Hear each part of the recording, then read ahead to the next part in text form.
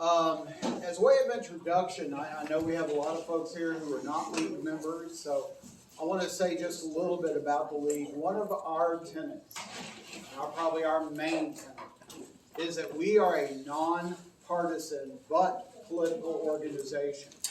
And I like to start every time we get together, even if it's a membership meeting or a public meeting, by reminding and explaining that for us, nonpartisan means the League of Women Voters does not support nor oppose any individual candidate nor any political party.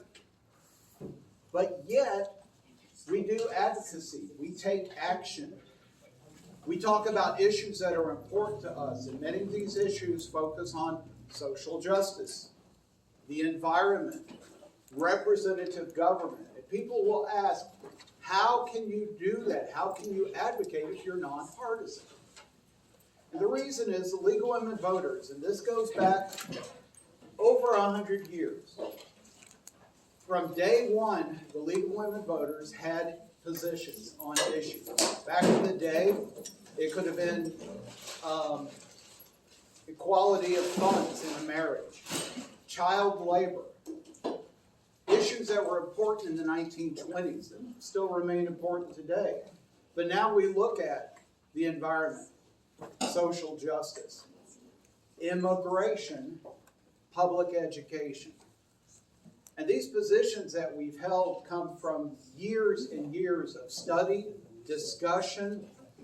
They form the backbone of how we can take action.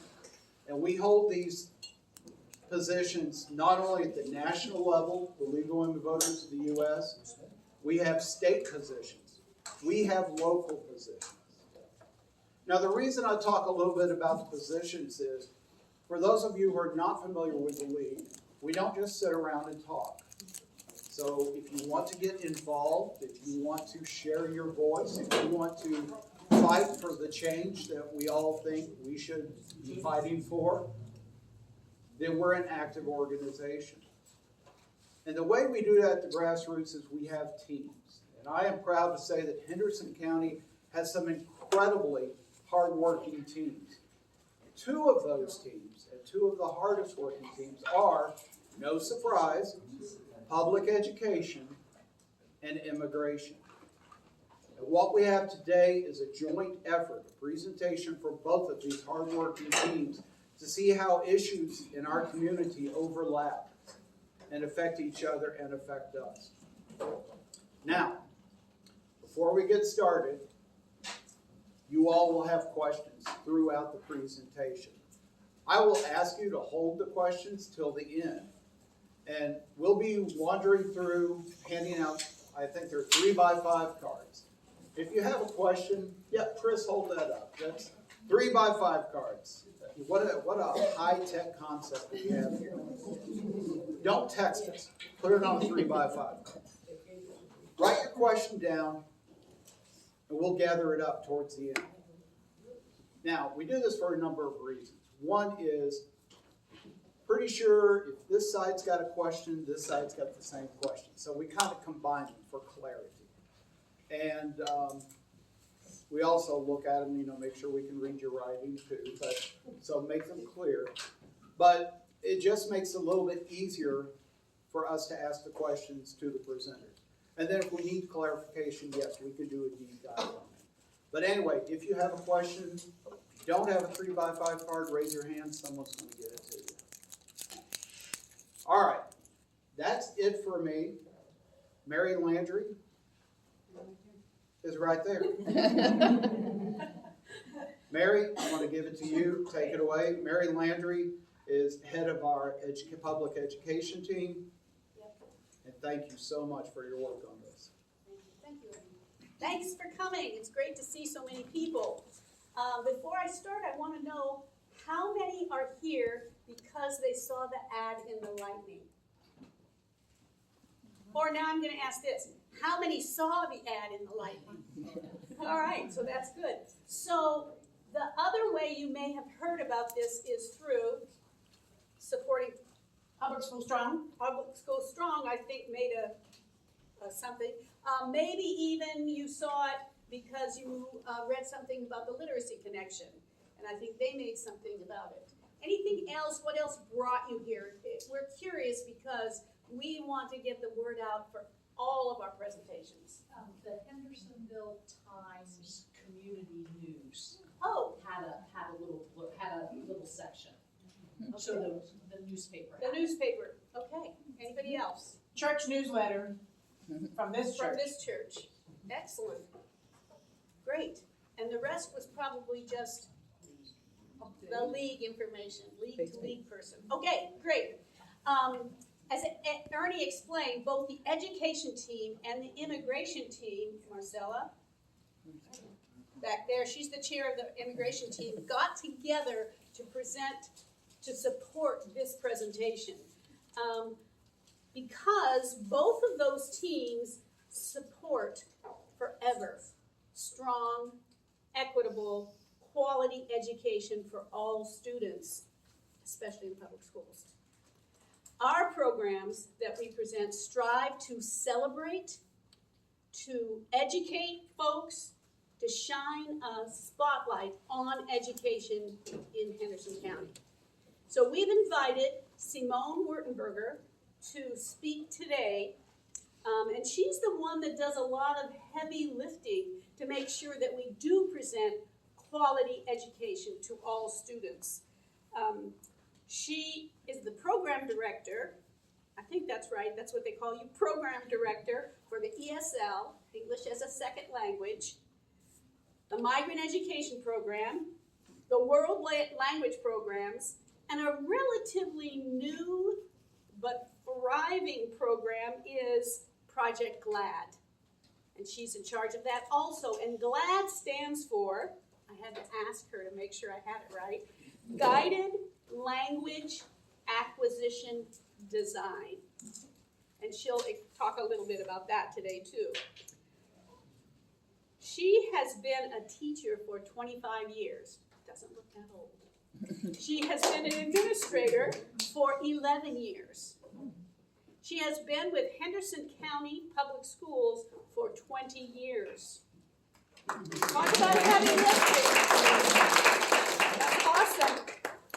I think you really enjoy how Simone explains how the schools allow that strong, equitable education for all our students.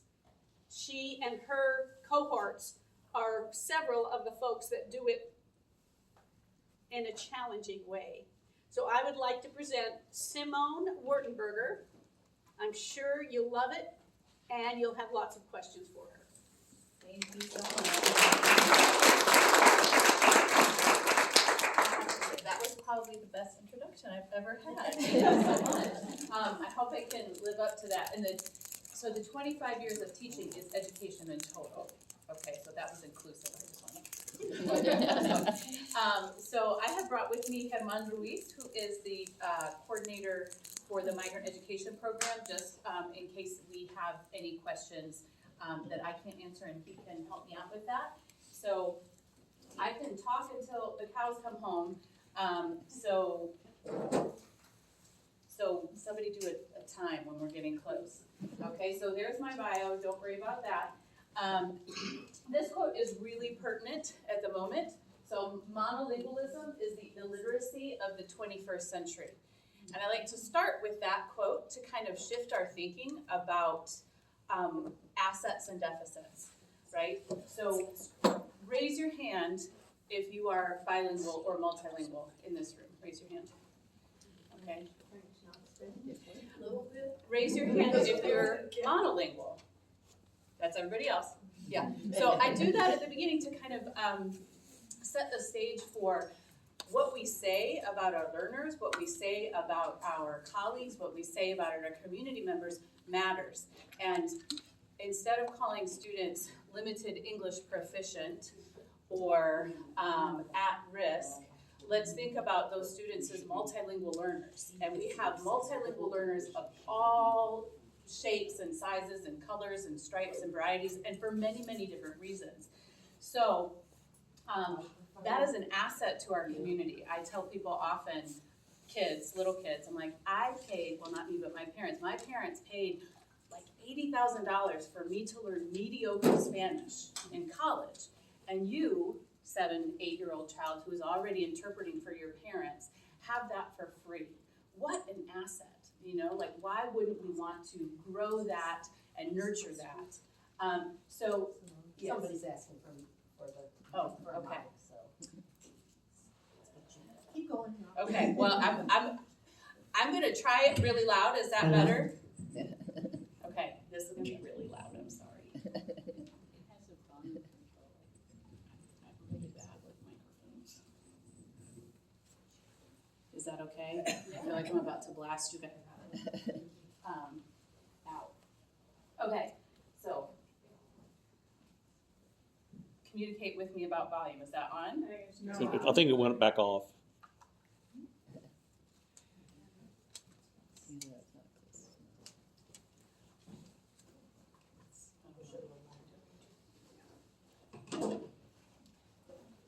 Okay, how about now?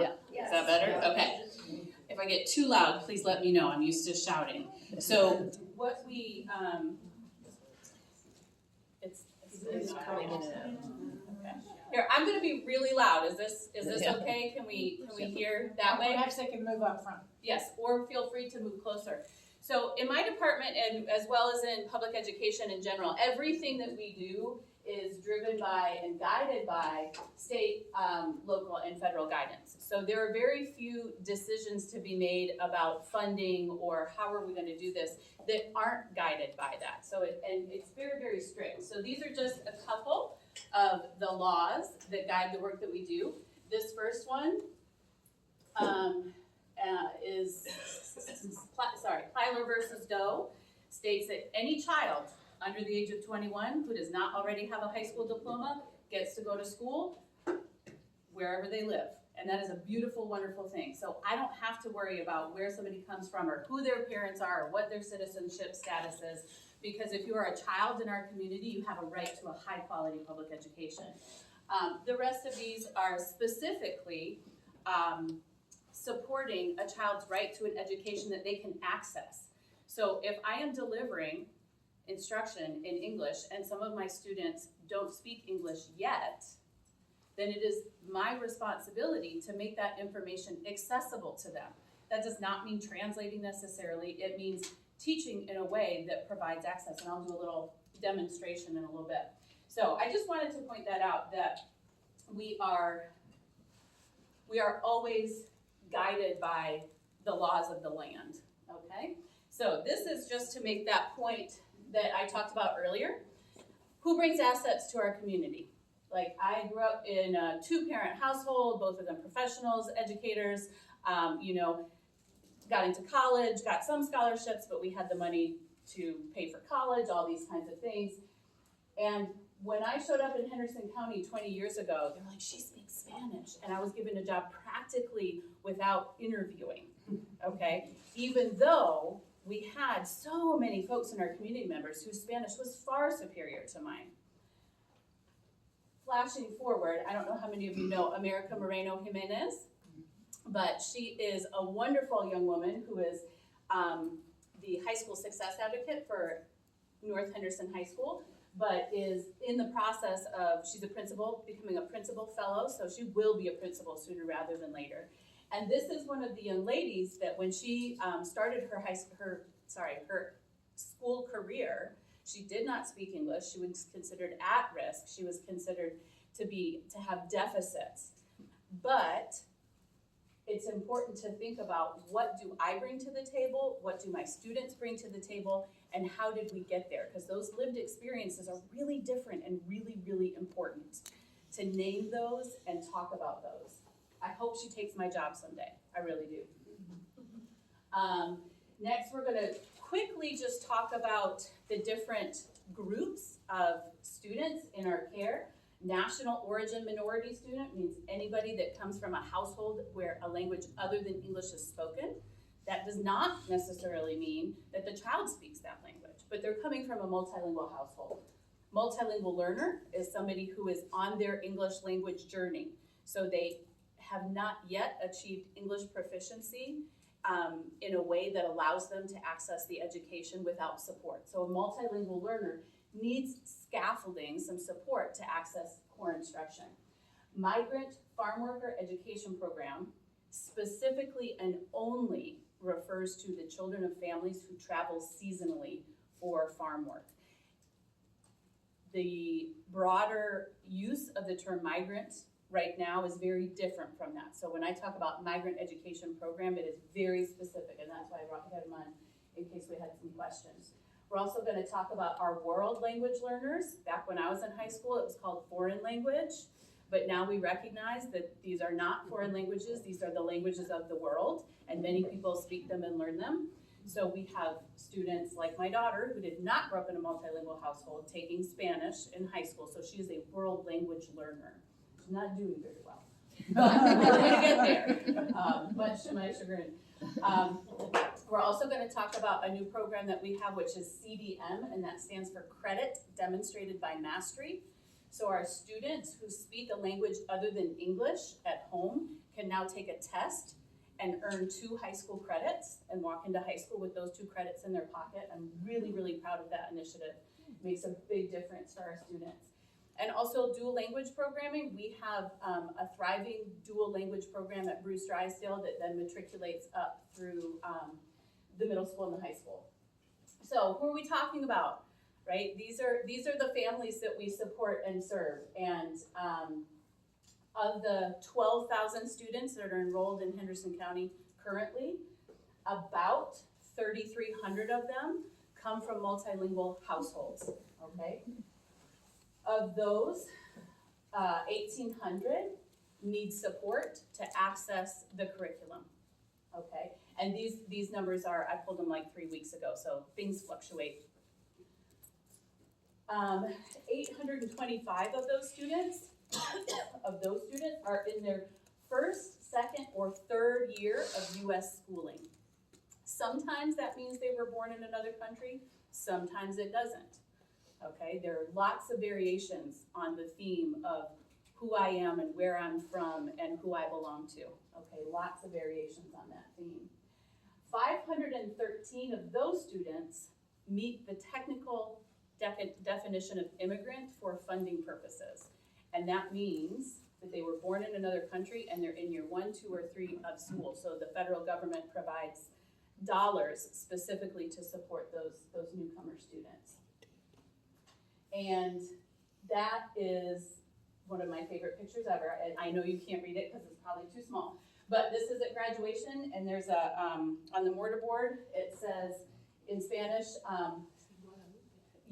cuando me ven volar, recuerdan que ustedes me pintaron las alas para mi familia por su esfuerzo y apoyo. So, thanking parents because they, you painted my wings, right, so that I could fly. And that is recognizing the sacrifices that many parents and community members and family members make to provide students with the opportunity of a free public education for everyone who lives in the community. So this is, I'm going to talk about Project Glide. We talked a lot about these scaffolding, which is a teacher term, but you all know what scaffolding is, right? When you're building a building, you put it up so that the whole thing doesn't fall down and you can climb up on it safely, but you take it down eventually. We don't live in scaffolding. Once the building is complete, once the building is ready, you take the scaffolding down. And Project GLAD is a way to deliver instruction that embeds English language learning in the core instruction. So I had a good question earlier today. She said, how come we don't have special classes for the children that are newcomers to our country? And there's 2 reasons for that. One, it's you cannot segregate students. It is against federal policy. But the second is you're going to learn English faster when it is embedded in the content that you're working with. So handing somebody a list of words is not a great way to acquire language. Human beings acquire language when they're negotiating for meaning with peers, right? So whether it's a first language or a second language. So Project GLAD stands for Guided Language Acquisition Design, and it's a 6-day training that we deliver to teachers. It's really, really fun, and it was really, really expensive. So about 10 years ago, we're like, we need to get our own trainers because we can't keep bringing people from California to train us. So I and 3 of my cohorts became trainers, and we are now actually a regional training center as of this year, which means other people come to us so that we can train them, and it's wonderful. Of the original 4 trainers, 2 are now principals. So we have schools that are led by folks who understand language acquisition deeply and can support teachers, because it is hard. It is really hard to have a quarter of your class that doesn't know English yet. Like, that's just different. That's a whole other ballgame, but we can do it, and we are doing it. So I was going to do a little demonstration. This is just the flyer for Project Lab, but this involves audience participation, which I would love for you to do, but don't do anything you feel uncomfortable with. But you're going to be my students now. So I made this up this morning for this presentation. But this is a chant. So I think it's 4th grade. You all can probably tell me. 4th grade is local government in social studies. So this would be something that we would use perhaps in a 4th grade class. So we know that our brains work better when our bodies move. Okay, it sends a signal to your brain. So if you are willing and able, please stand. And you may join me in chanting when you are ready. Okay, voters here, there by Simone Wertenberger. Voters here, voters there, voters everywhere. Excited voters choosing carefully, conflicted voters deliberating intentionally, informed voters sharing objectively, and determined voters electing honestly. Voters in our communities, voters at the polling place, voters according to their beliefs, and voters on the fence. Voters here, voters there, voters everywhere. Voters. Woo, good job. Okay, go ahead and have a seat. So, imagine you're a 4th grade child who doesn't know English yet, and you're not going to answer any questions, right? You're not going to say much in class, but you just stood up with your classmates and used your voice. There was no risk. Everybody was doing the same thing. Maybe you said the word right, maybe you didn't, but you just heard very high-level academic vocabulary used meaningfully. I was flapping around to try and tell you what some of those things meant. And then after that, I might say, okay, boys and girls, I want you to look at this chant that we just did, and maybe we chant it 2 or 3 more times, and I'd say, I want to know a word that you like, that is important, or is unknown. Okay, so so everybody can tell me something, because either you like it, which for kindergarten, they're like, I see on, and you're like, great. But, so, play with me here. So what's a word that you think is important, or is unknown, or that you like? And you can just call it Honestly. Honestly. So that's great. Hold on. Okay, so honestly. Good. And everybody go like this. Everybody say honest. Honest. Good. Everybody say dishonest. Dishonest. Yeah, so that's important. Honestly is a good thing. That's a positive word. What's another word that you see up here that's important? Carefully. Oh boy. Choosing. Okay, so that means, choosing means I have 3 choices, and I get to choose one. I'm going to say this one. Okay, what's one more word? Maybe from the orange stanza. Communities. I heard voters, and I might say, why did you choose that? Oh, because it's on there 15 times. That's right. We're going to talk about voters. Everybody say voters. Voters. And voters, my friends, are people. Okay, that's a person who is voting. So I might do a little sketch there. Okay. In real life, I would have actually had a highlighter. I don't know why I didn't. But so doing some sketching, doing some repeating, making some connections. I might even have some little picture cards. Then after I talk about it for 5 minutes, we'd stand up and do it again. And if you didn't know what a voter was before, at least now you know that they are people that are making decisions. Okay? I didn't translate a single lick of that, right? Do you see what I'm talking about? So that's scaffolding. Then, this is the really fun part. I'm gonna, yes, please. Thank you. I got a skill. Excellent. Okay, so boys and girls, today we are going to talk about the parts of speech. Everybody say parts of speech. Parts of speech. Good. And the first part of speech we're going to talk about is a noun. Say noun. Noun. And nouns are people, that's a person, places like your house. They could be things, like there's my car. It can also be an idea, like love. Everybody say nouns. Noun. Person, place, or thing. Person, place, or thing. Good. There is one noun in this chant, in our chant, that's really important. What noun do you see over and over and over? Voters. Good. Voters. Okay, next part of speech. I'm sorry, and you can, mine can hold it if you get tired, but I think you can guess it. Next, boys and girls, we're going to talk about adjectives. Everybody say adjectives. Adjectives. And adjectives modify or describe nouns. Everybody say modify. Modify. Good. So it could be, what's that? Modify. Yeah. You're playing the kid. Yes, very good. So an adjective could tell you how small or large something is. It could describe if somebody is feeling happy or sad. It also might tell you if you have few or many. But adjectives are words that describe or modify nouns. Everybody say adjectives modify nouns. Adjectives modify nouns. Modify. Yes, modify. Now look at our adjectives. I spelled that wrong. Look at our chant. Think about those voters. What kind of voters are they? How are we going to describe those voters? Excited. Yes, excited. Okay, what else? Informed. Conflicted. And you all know some voters, right? What word would you use to describe voters? Powerful. Informed. Tired. Happy. Informed. I heard powerful. Good. Confused. Yes, good job. Okay. Next, we're going to talk about verbs. Everybody say verb. Verbs. And verbs are action words. This is a guy, and he is running really fast. See, he's going very fast. Verbs tell us what our nouns do. Okay, so think about these voters. What are these voters doing? Voting. They are voting. What else? Deliberating. Deliberating.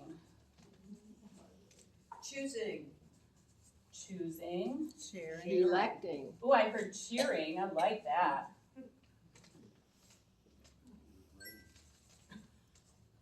I messed up. You guys are making me nervous. Okay, notice I changed it from the gerund form into the present tense, and I didn't ask you about that because you're not ready for that yet. Right. Okay, next we are going to look at adverbs. Everybody say adverb. Adverbs. Okay, and adverbs are words usually that end in ly, not always, but they modify the verb. Okay, see the word verb in there? So everybody say adverbs. Adverbs. Modify verbs. Modify verbs. So look at those, think about those voters. How are they voting? How are they deliberating? Do you see words that end in ly? Carefully. Carefully. I'm not sure if that's spelled right, so I'm going to put an SP right there. Hopefully, did I hear? Intentionally. Objectively. Yes, intentionally, objectively. Yes, okay. And very last, oh, I totally messed that up. That was supposed to be purple, but that's okay. All right, the last one, boys and girls, the last part of speech is prepositional phrase. Everybody say prepositional phrase. Prepositional phrase. And a phrase means several words together, so it's got to have a couple of words. And prepositional phrases often tell us when, that's a clock, often tell us when, or where, this is the world, something happens. So where are those voters? When are these voters doing this voting? At the polling place. Good. At the polling place. Where else? In our community. In our communities. Everywhere. On the fence. Everywhere, yes. And you will always have, That's not a phrase. I was just gonna say, You will always have some yahoo who says something off the wall, like under the table. And you can either ignore it because you're not calling on hands, you're curating what goes up here, or you can add it because sometimes that can be helpful. All right, applause for Miss Sheila. And throw it down on the floor. Now, more audience participation. Okay, I want you to notice that as an instructor, I've not told you a list of the verbs and these kinds of things. I've put them in the correct order. This is how we order things in English. So, now, watch this. Sing with me when you're ready. Adjective, adjective, noun. Adjective, adjective, noun. Adjective, adjective, noun, verb. Adverb, prepositional phrase. Are you ready? Noun. Adjective, adjective, noun. Adjective, adjective, noun, verb, adverb, prepositional phrase. Now,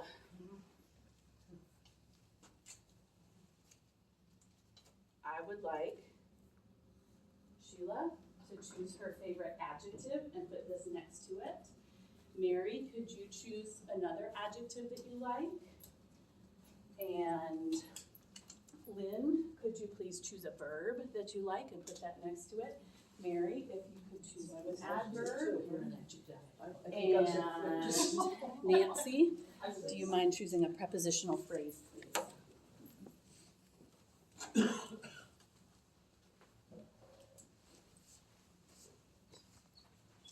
Perfect. Okay, join me when you're ready. Excited, powerful voters. Excited, powerful voters. Excited, powerful voters. Choose hopefully at the polling place. Okay, so do we have a grammatically correct English sentence? Yes. Yes. Is it true?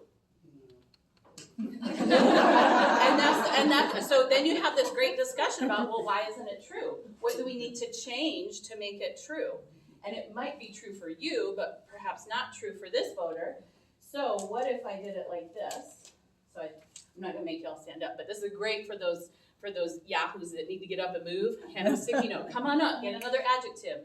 So they're moving, but there's color coding, there are lots of ways to support them without saying, that's wrong, come up here and do it again. So lots of support here. So we'll just do one more because it's fun. I think it's fun.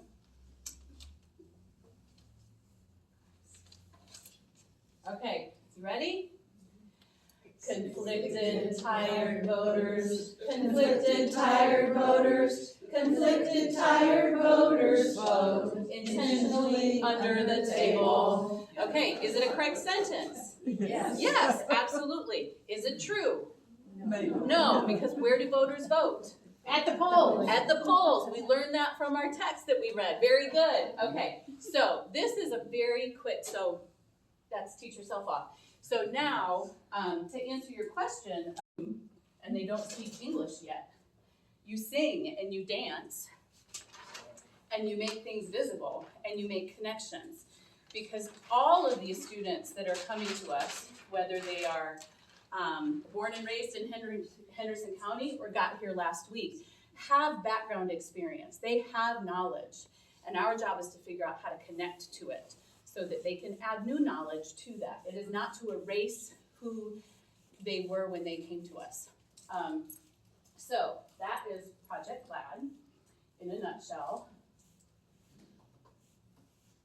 We also have scripted programs, specifically that we do pull children out in, thank you very much,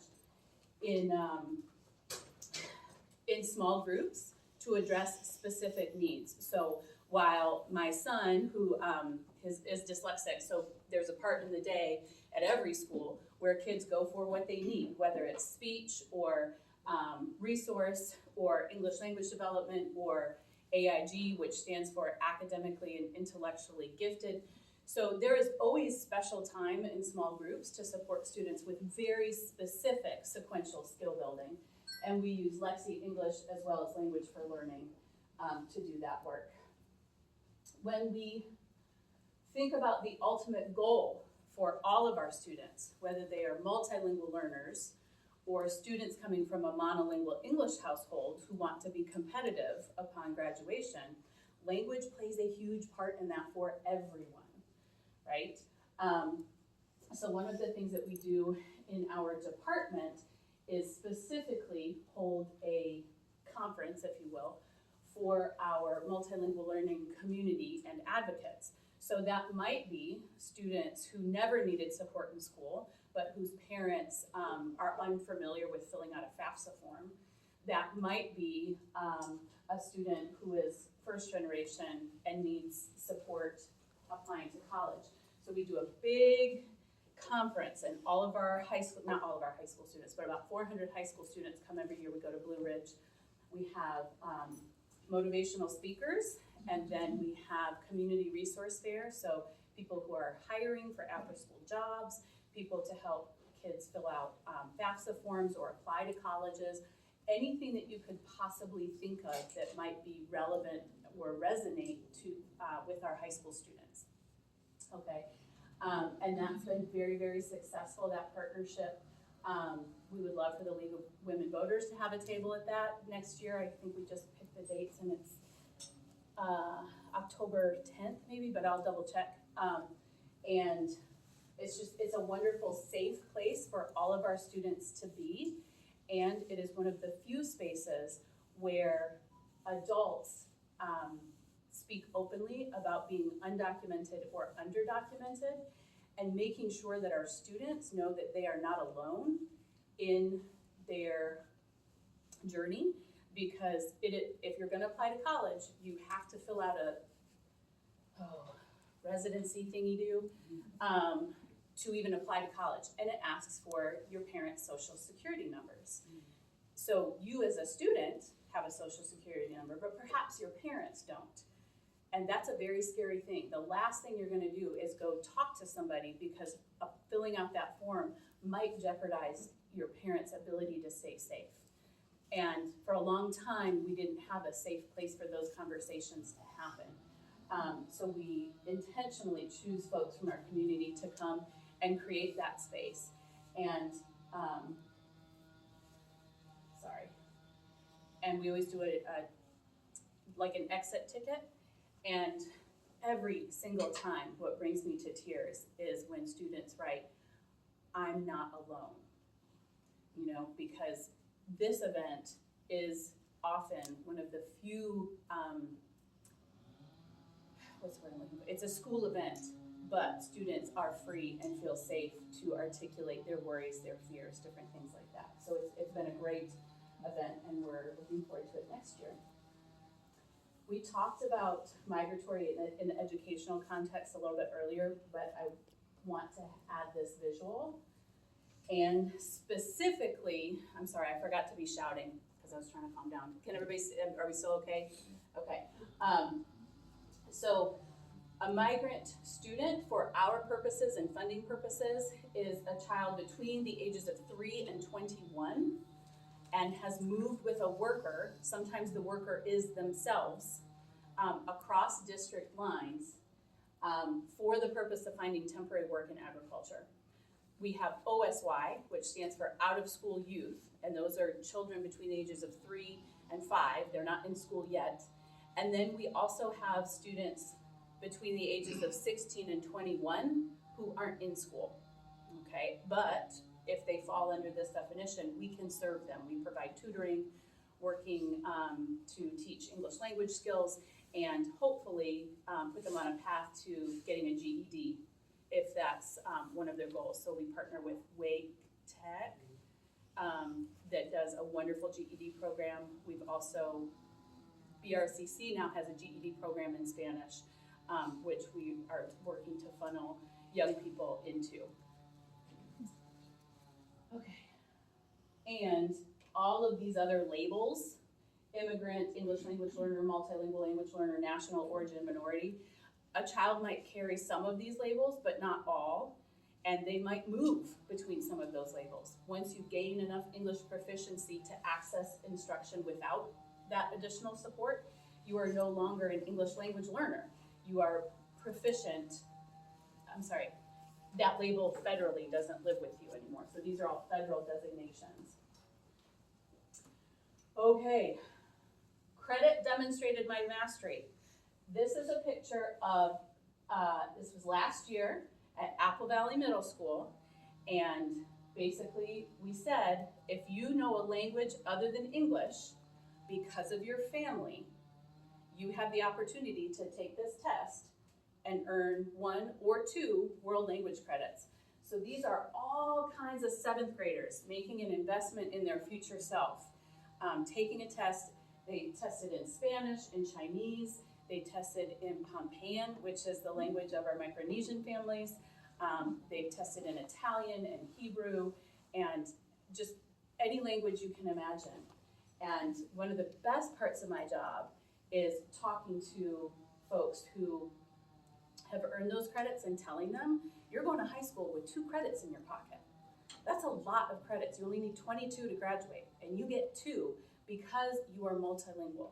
And rather than seeing that as a deficit, which many of these children feel, whether it is said that way or not, they have an asset to take with them into the high school, Dual language and biliteracy. Bruce Drysdale has a dual language. Dual language is different from English as a second language. Dual language means that students are getting the content in 2 languages. We have a Spanish dual language program that matriculates up into the Hendersonville Middle and then Hendersonville High. At Dana, Sugarloaf, and Hillendale, because the research is clear that learning to read in a language you understand is easier than learning to read in a language you don't understand. That is very clear. It makes perfect sense, right? At Dana, Sugarloaf, and Hillendale, we have added a biliteracy program. So for students whose home language is Spanish, they get literacy instruction almost daily for about 20 to 30 minutes in Spanish, which means they can read. And then we get to 3rd grade, so when they know English later, because they don't know English yet, they already know how to read. Okay, so when, for example, if I went to Germany, I don't speak German, if I went to Germany, I can still read because I know how to read in English and those skills transfer, right? Often, the thinking had been we have to teach them English first and then teach them to read. A lot of that was because we didn't have a lot of bilingual staff. However, imagine trying to learn to read in a language that you don't understand.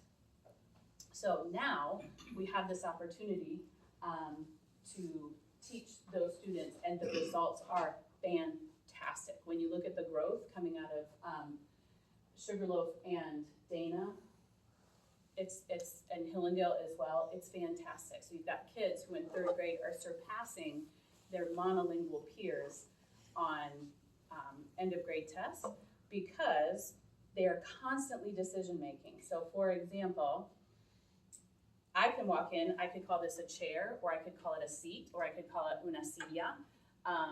And so I have to decide very quickly by looking around, which language am I gonna use in this moment? What makes the most sense? So my brain is doing all of those calculations. So these little tiny 5-year-olds are learning in both of these languages, and so their brain is making decisions constantly. The way you get smarter is by building those dendrites and traveling them often.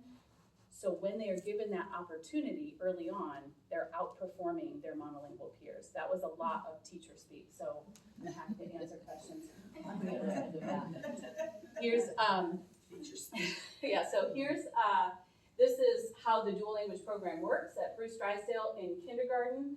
They have 70% of their day in Spanish and 30% in English. Then 1st through 5th grades, it's 50-50. They just switch the classroom to a different teacher. One teacher only teaches in Spanish, the other teacher only teaches in English, but they teach the standard course of study. They teach the curriculum. They're not teaching Spanish, they are teaching in Spanish, which is very important to understand. Half of the students in that program are selected, it's a lottery, half of the students in that program are selected because they are coming from a multilingual household, and half come from a monolingual household. You have to have the 50-50 because as those students are working with each other, they're growing from each other, right? Because learning is a social process. Then Hendersonville Middle School, there are several options. They can take math and Spanish in 6th grade. Then in 7th grade, they can take Heritage Spanish, which is a more rigorous level of Spanish, Spanish 1 and 2, which then allows them to test for the seal of biliteracy at the end of 8th grade, which is just mind-boggling. Our very first group is in 12th grade this year at Hendersonville High, the valedictorian and salutatorian currently, I mean, the year's not over, we've got time, but currently are both graduates of that program. Let's see what's next. This is another example of, I should have put the English sign in here. So this says, reading is reading. Parents can and should read to their children in the language that they use at home. We are far past the idea that don't speak Spanish to your kids, that's gonna mess them up, right? And we have to educate parents about staying in the home language at home. Like school is English, at home, use your native language. That's how we're going to grow leaders and learners. And that's just an example of the curriculum. I briefly referenced the seal of biliteracy, but this is something that any child can earn, whether they are a heritage speaker or a world language learner. And at the end of high school, they either have to take 4 credits in one language or pass a test in that other language and have a certain grade point in their English language arts classes, but then they get a seal on their diploma saying that they are certified bilingual by the state of North Carolina, which nobody's ever asked to see it, but that's a great thing to put on a resume. We had a young man who was so excited because he added it to, he runs his own lawn business on the weekends, or I guess at night too, but he put that on his little flag, whatever, Facebook thing. He was so excited. He's like, I can put that on there. I'm like, you sure can, buddy. But last year was very exciting because if you, I'm sure you know, but we have a very large Micronesian population, and that language, Pompeian, is very difficult to find a test for. So we worked with a company in Oregon, and we had 3 students last year earn the seal of biliteracy in Pompeian. So they're the first in the nation, and that's Eva Lador. She's now in the Coast Guard, but because they get to wear a stole that represents the language they earned in. And that company, because the tests are really expensive, they're $300 a piece, which is very expensive. The regular tests are only $20, just for comparison. But that company, when the hurricane hit, emailed me and said, however many tests you need this year, they're on us. So I was like, let's get all the kids tested. This is the year. So I'd like to end with, how can you help? The first thing, this is not because you're the League of Women voted, but the first thing you can do is vote. Like people say, how can I help educators? And so much is decided at the local level, right? That's really, really important. We need more mental health services of all varieties, and we need better salaries. As somebody who works to hire folks, that's a huge part of my job, is bringing people to the community to become teachers. People can't move here. Like we have hired, the first thing I say when people call for an interview or mention that they're from out of state, I say, have you looked at the salary grade and have you looked at housing prices? Because if you look at that afterwards, especially if you're coming from another state, those two, you cannot afford to live here on a teacher salary.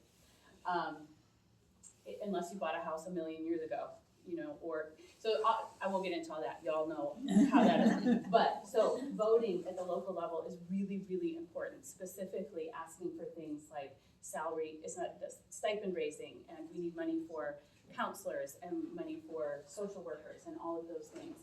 The other thing is to support our partners. IAM in particular, Interfaith Ministry, is exceptionally good at providing us with what we need without a lot of work. We often deliver groceries to families that have just come to us in the Migrant Ed Program, groceries, clothing, all the different things. But so if you got stuff to donate, IAM is a great place, their thrift store to donate.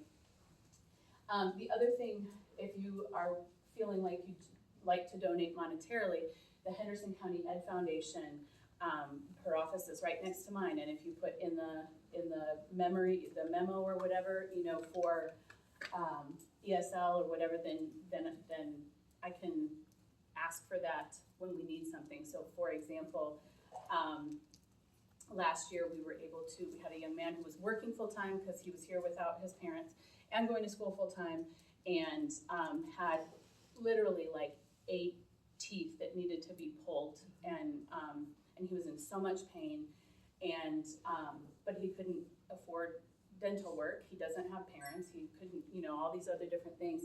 And the Henderson County Ed Foundation, in concert with different groups, sent out the call, and the money came in, and we were able to take him. We took him to South Carolina because it was cheaper, but got his teeth fixed so that he could work and graduate, and so good things happen. Because teeth aren't something that are easy to put in a federal budget, you know, because some things just don't work like that. So lots and lots of information. I usually take questions throughout, so I'm very happy to answer questions that you might have. And while you're thinking of your questions, I would like to introduce someone, and some of you probably already know her, but Kelly Hart. She is the director of the Literacy Connection, and so we asked if she would share a little bit about what the Literacy Connection does and how you can help. All right. First of all, I just want to thank Simone. She's one of my sheroes. I have had 3 teenage foster children who did not speak English when they came to me, who graduated from 3 Henderson County Public High Schools and really got a lot of benefit from a lot of these programs, and are super successful today. So thank you for all that you do. I am the new Executive Director of Literacy Connection, formerly Blue Ridge Literacy Council, for those of you who are not aware of our name change. Started in July, and we have experienced some tragedy along with many other folks with the hurricane. 2 months later, we lost everything we had. So we've spent a lot of time rebuilding, and we are finally at the place where we are able to offer a new orientation for potential volunteers. The main things that people can do to volunteer with us are to teach adult English language learners English, or help our adult students who are ready to apply for citizenship through the naturalization process. So we have English language acquisition and citizenship tutoring. We are going to have a volunteer orientation on March the 10th at 9:30 a.m. We are located in First United Methodist Church of Hendersonville. That is where we moved after we lost our building. And I would love to see any of you there. I do have business cards. If you would like my contact information, I'd be happy to share it with you.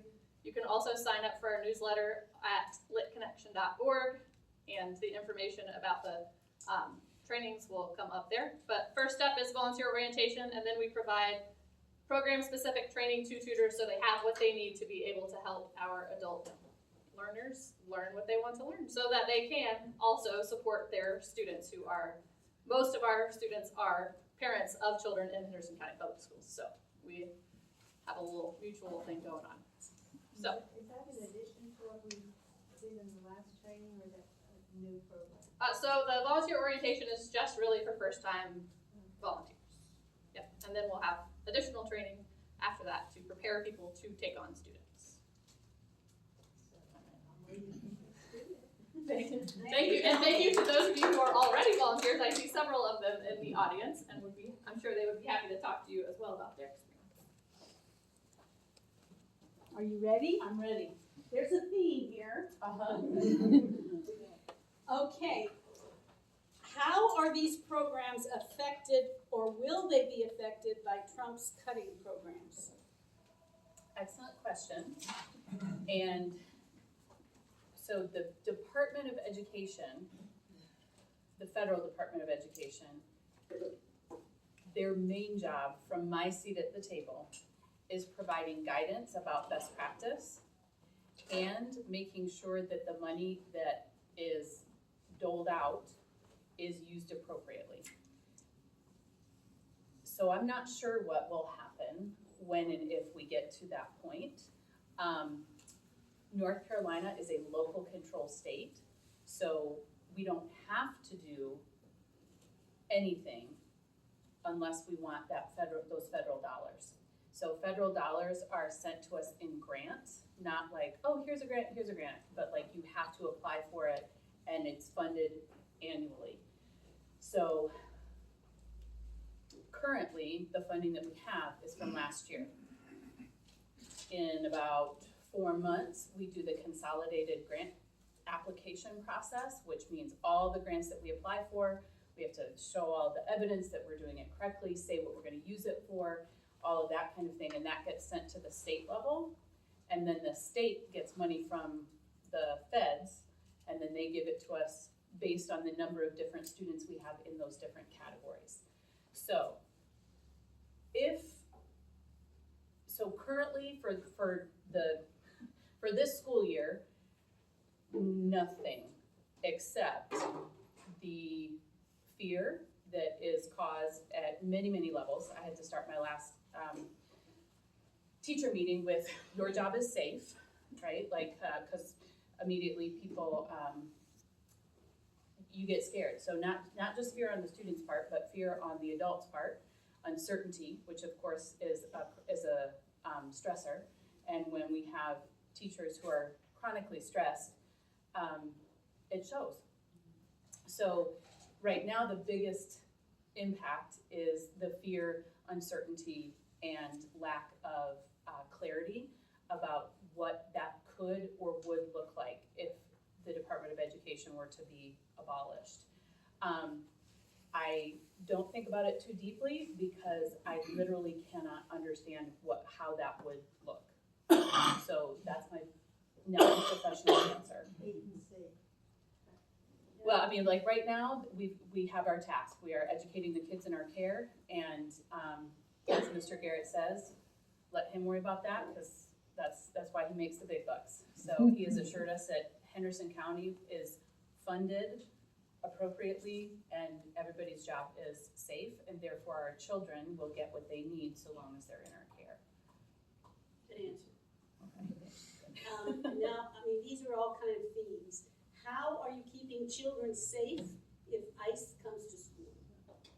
That's a great question, thank you. And we have, so the information that I will share with you has also been shared with community organizations, all of our teachers, all of our principals.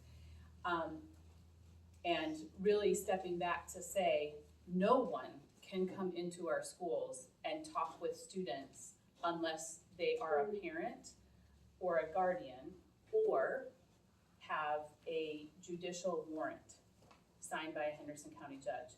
So while it feels like things have changed, well, and this is the law and has been for a long time. FERPA, I can't remember exactly what it stands for, federal something. It's basically a student's information, including their parents' information, is only allowed to be viewed by people who have a right to view it. So all of our doors have a double lock. You can't even get in. I mean, I don't know when the last time you tried to get into a school building, but like you have to show ID, you have to say who you're going to, you fill out a thing on a computer, it takes your picture. So people aren't just walking into schools for any reason.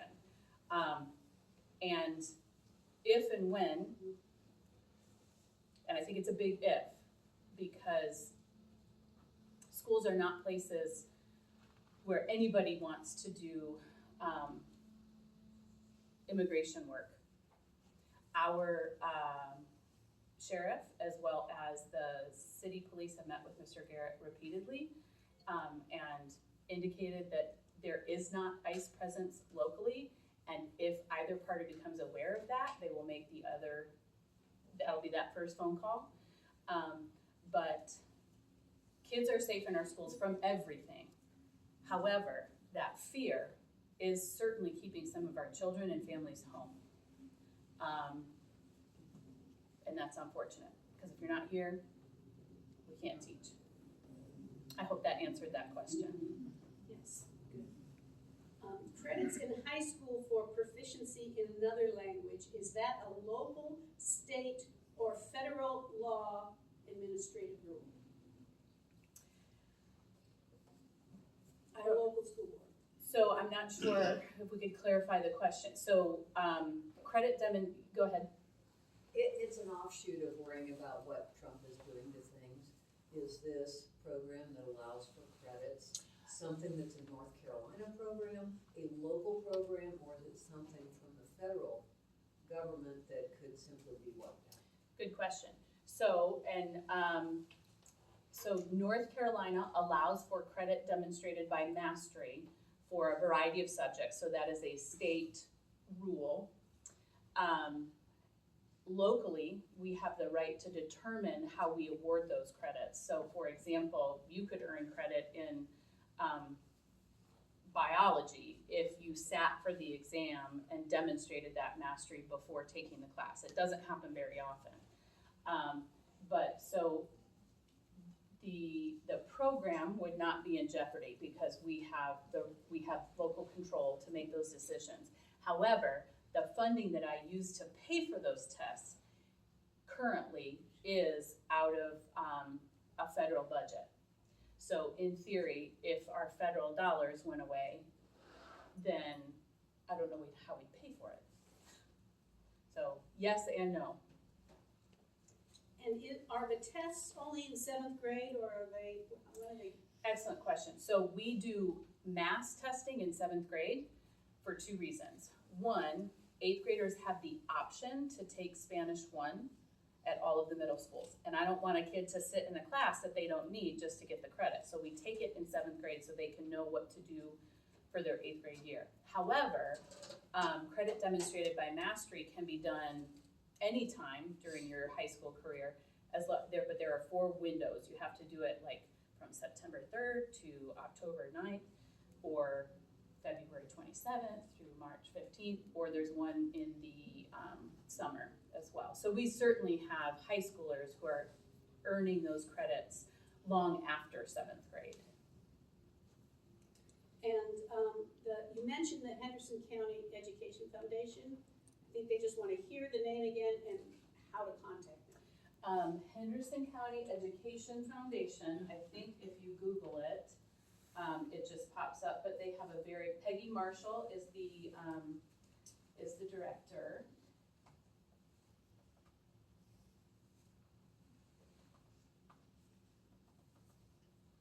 There it is. And they are very, very vocal.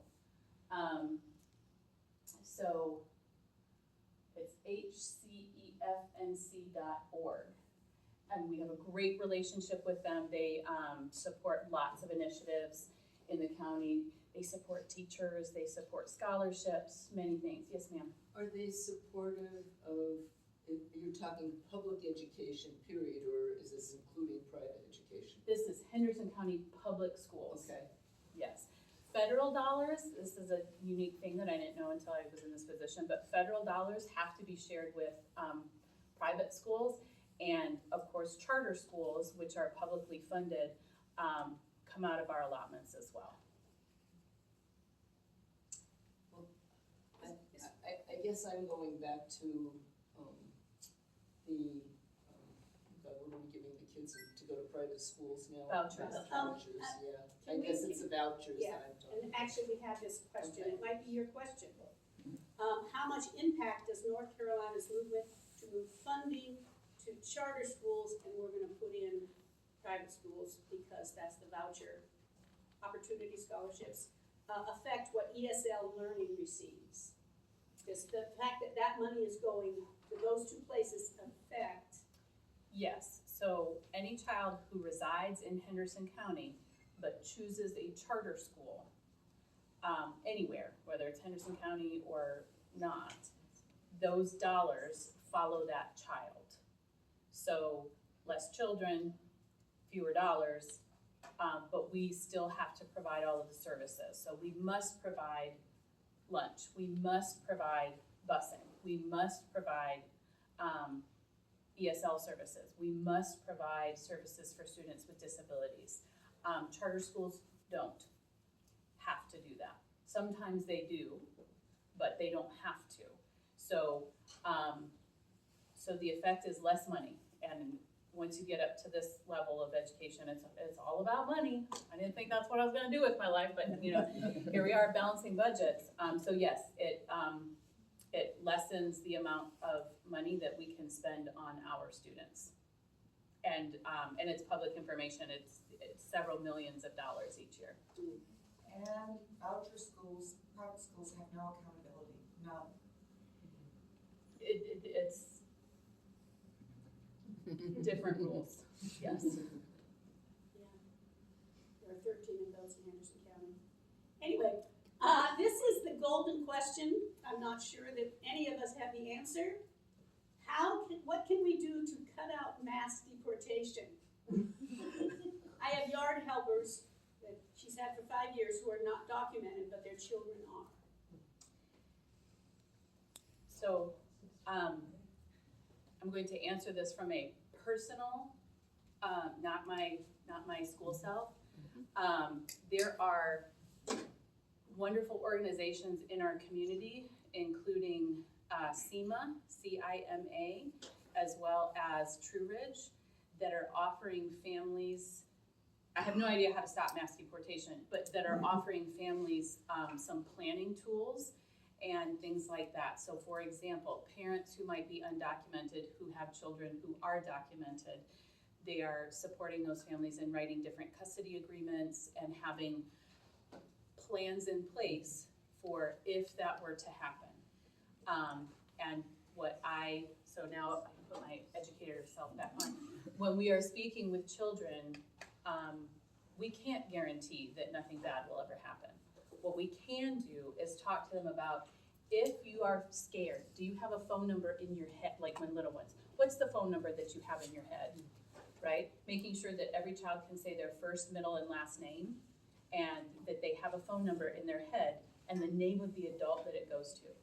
Those are some of the conversation, and that's a good thing for everybody to have, whether you're documented or not.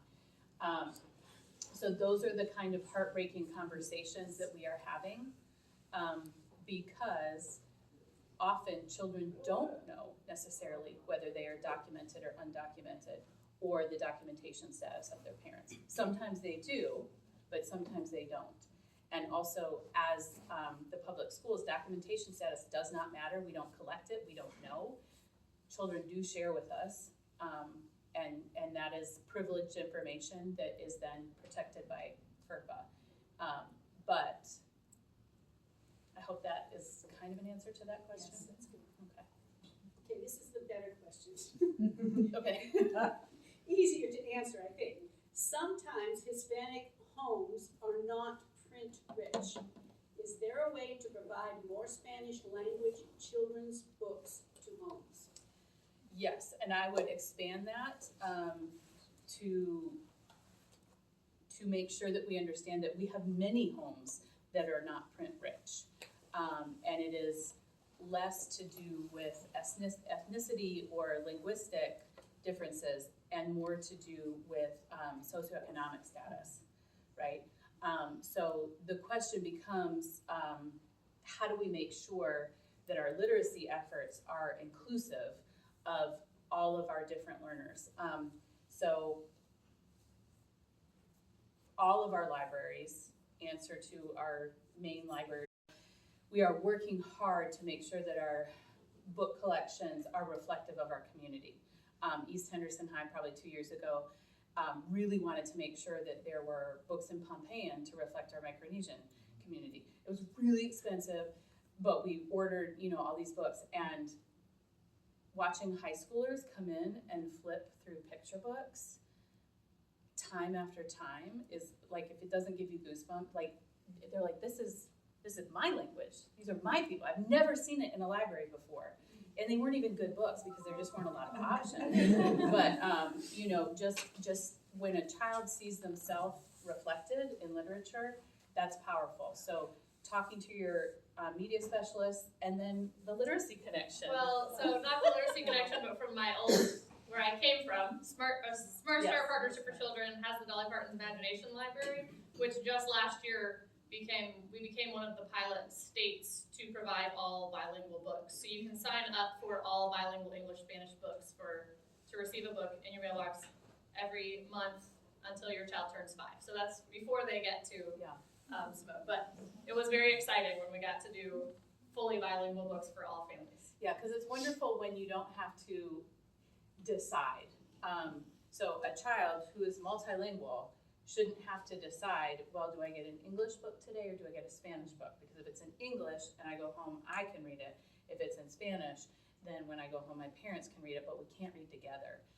So bilingual books are really powerful because it can be a multilingual translanguaging conversation, if that makes sense. Great question.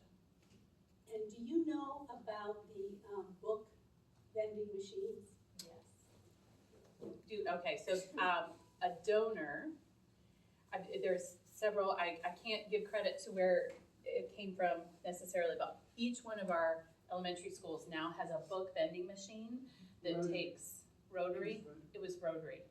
That takes not real coins, like book coins. So different schools are doing different things with that. But so you made AB honor roll, here's a golden coin and you get to go choose a book from the book vending machine. It's like a regular vending machine except it's got books in it. And they are absolutely magnificent and the kids think it is so cool. So cool, yes. But book donations for that, if they could find out about that, that would be one thing you could do. Yes, and with anything like Henderson County Education Foundation, you can put in the memo what you want it to be for. You can be very specific. Also, all of the schools, especially since the hurricane, have a QR code where you can donate specifically.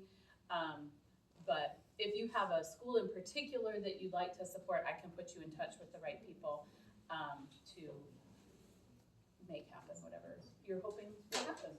That's good. And I think, Mary, your church is organizing a book donation. Unitarian Universalist Church, Judy Bonner. Is it a book one? Yeah, well, I think that church is really trying to do some get book donations for the vending machines. Awesome. Yeah, they're bright and colorful. Pretty cool. And they're brand Okay. new books, right? Yes. Regarding the individual, I have the question with the lawn crew.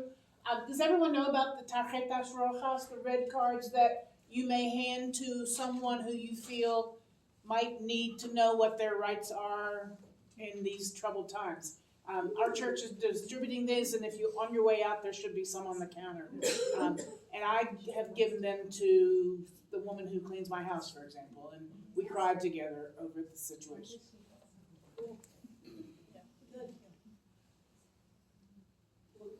I was aware of the Immigration Network half a dozen years ago. I do not know what they do these days. Do they help you? Yes, I'll be very honest, there are a lot of really great organizations that all seem to kind of work together and different people. I email like Pat and a couple other people when I need something, and I'm not sure exactly who is doing the work, but there is a network out there that, like when I say, for example, we have a migrant child who, were they from Nicaragua? Which one? The one out Mills River with the wheelchair? Oh, they're from El Salvador. They're from El Salvador, and this, when we found them, there was a 7-year-old child in the home, living in essentially like a car seat on the floor. He's got cerebral palsy and a host of other significant needs. And what a wonderful thing to be able to say, hey, guess what? You live here, you get to go to school, and there's gonna be a wheelchair, and you're gonna get breakfast and lunch each day, and the bus is gonna come to your house and pick you up. Like, could you imagine? They've been here like, what, 3 months in El Salvador? I don't know how they got here with a baby, and but anyways, so we have a wheelchair for them at school, but when he's at home, he's still basically in a car seat or like a buggy kind of thing. So we put the call out to Sissy and Yes. And all, like, the donations flowed in, and we ordered this very, very, very specific wheelchair that's gonna be his, at his house, which I have a hard time, like, saying, and then there was enough left over to build a ramp, but we're working with the landlord to get a permit. But, so, like, yes, the Immigration Network and all of these community organizations, help often, and it's for things that because we could buy it for school, but we couldn't buy one for the house, just because of rules, so. Okay. Well, thank you so much.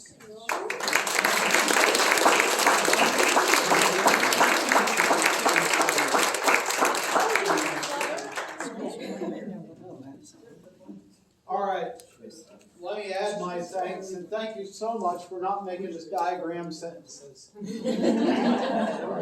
I started having chills and flashbacks.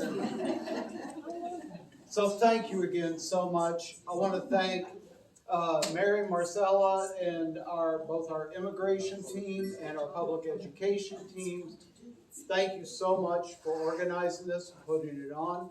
I want to thank First Congregational Church. Thank you for, once again, the wonderful facilities. And I especially want to thank all of you for showing up. This was a great turnout. For those of you who would like to learn more about the league, please feel free to talk to any of us wearing name tags.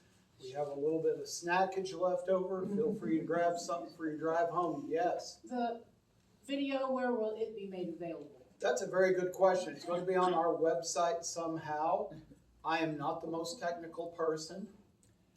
It will go up on our YouTube channel through the magic of technology somehow. Magic, absolutely. And then we'll probably put a link on the website to the YouTube. Thank you very much. And speaking of the website, take a look at our website. That's Legal Women Voters of Henderson County. Take a look. We have upcoming events. Our next one actually is going to be courtesy of our observation team, our observers team. The subject's going to be preventing juvenile crime. That's going to be on Tuesday evening at 5 p.m. That's March 18th. It's at the main public library downtown. Thank you all so much. Drive home safely.